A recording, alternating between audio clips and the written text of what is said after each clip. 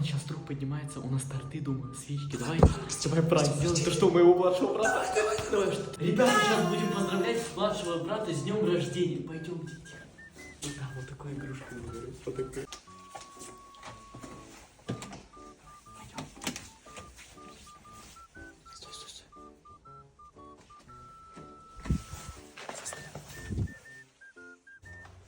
С днем рождения! С днем рождения! С днем рождения! Расул, у тебя же день рождения.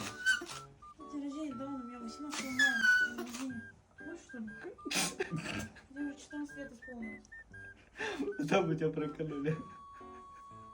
У него нет дня рождения. Мы тебе подарок принесли. Купай, Свет, ты чё? Мохито будешь? Мохито клубничный тоже купили. На твой день рождения.